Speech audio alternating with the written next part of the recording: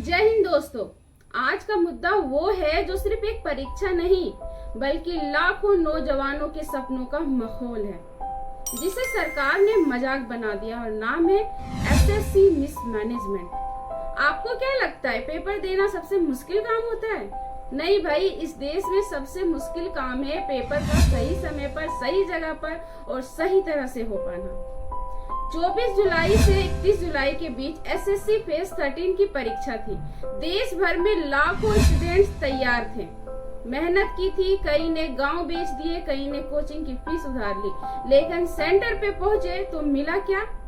कभी पेपर ही नहीं आया, कभी रोल नंबर ही नहीं था, कभी सेंटर ही बदल गया, कभी नेटवर्क फेल हो गया और कहीं कहीं तो पुलिस लाठियां लेकर स्वागत करने पहुंची थी। सरकार, इस देश की बेरोजगारी को तुमने ऐसी रचनात्मक दी है कि अब युवा विरोध करने में पीएचडी कर चुके हैं। सरकार कहती है डिजिटल इंडिया, लेकिन असली डिजिटल तो तब दिखा जब paper he error 404 not found निकल गया। जरा आप सोचिए, एक सरकारी परीक्षा में इतनी लापरवाही, वो भी लगातार। सीबीआई, यूपीएससी, एसएससी, कौन सी परीक्षा ऐसी बची है जहां छात्रों को गाली नहीं मिली? जंतर मंतर, सीजीओ कॉम्प्लेक्स, जहां जहां छात्र शांतिपूर्वक विरोध करने पहुंचे, वहां पुलिस ने लाठियों से स्वागत किया। और सबसे शर्मनाक बात, नीतू मैम जो देश भर के बच्चों को पढ़ाती हैं, उनके साथ बदसलूकी की गई, उन्हें गिरफ्तार किया गया। और सिर्फ इतना ही नहीं, संजीव सर का हाथ टूट गया। एक शिक्षक जो बच्चों को संविधान पढ़ाते हैं, आज खुद संविधान की रक्षा करते हुए घायल हुए। ये सिर्फ उनके शरीर पर नहीं, ये चोट उस हर बच्चे की उम्मीद पर है जो सोचता है कि मेहनत से जिंदगी बदलती है। क्योंकि जब शिक्षक और छात्र दोनों सड़क पर हो और उनकी आवाज का जवाब लाठी हो, तो समझ लीजिए कि लोकतंत्र खतरे में नहीं, बेहोश पड़ा है। बात बात पर बोलते हो skill India, make in India, लेकिन सवाल ये है जब स्टूडेंट को ही सेफ नहीं रख पा रहे तो स्किल इंडिया किस काम की? दोस्तों, क्या आप जानते हैं कि कई छात्रों को एडमिट कार्ड एक दिन पहले मिला, कुछ को सेंटर एग्जाम के दिन बदल दिया गया, कुछ को 2 बार एसएमएस आया आपका पेपर कैंसिल है, फिर नहीं हो रहा है। किसी ने तो लिखा भाई पहले पेपर तो डिसाइड कर लो। लगता है सरकार ने भर्ती प्रक्रिया को भी लॉटरी सिस्टम बना दिया है। आज आपका पेपर है या नहीं, देखेंगे कल रात 9 बजे के स्पेन में।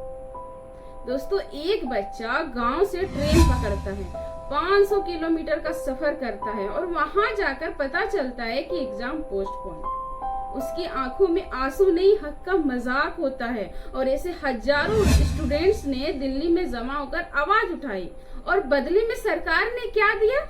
लाठीचार्ज। वाह रे लोकतंत्र!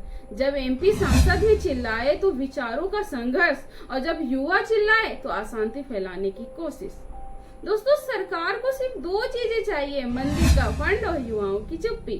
लेकिन आज का युवा चुप नहीं है, वो जान चुका है कि सिर्फ भक्त बनने से नौकरी नहीं मिलती। दोस्तों, जब विपक्ष ने सवाल उठाया तो कहा गया कि राजनीति हो रही है। भाई, जब केंद्र सरकार अपनी नाकामी छिपाने के लिए जवानों पर लाठियां बरसवा रही है, तो क्या राजनीति नहीं हो रही? सवाल उठते हैं कि एसएससी परीक्षा की गुणवत्ता की जांच क्यों नहीं होती? परीक्षा केंद्रों पर अव्यवस्था के लिए कौन जिम्मेदार है? दिल्ली पुलिस ने शांतिपूर्ण विरोध पर लाठीचार्ज क्यों किया? और नीतू मैम को गिरफ्तार क्यों किया गया?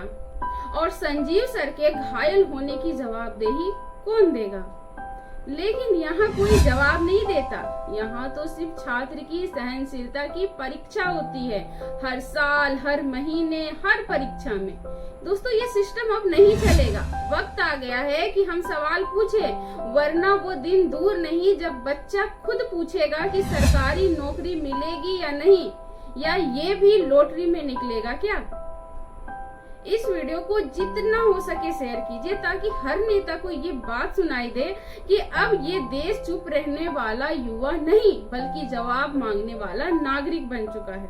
और हाँ, अब अगर अगली बार सरकार कहे कि सब ठीक है, तो पूछना मत भूलना कि एसएससी वाले बच्चों के साथ जो हुआ वो क्या था। लाइक कीजिए ना कीजिए, पर शेयर जरूर कीजिए इस वीडियो को, क्योंकि आवाज को फैलाना जरूरी हो गया है, ताकि सरकार को लाठी नहीं जवाब देना पड़े। आपका बहुत बहुत धन्यवाद। मैं निखत परवीन मिलूंगी नए वीडियो के साथ, तब तक के लिए जय हिंद जय भारत।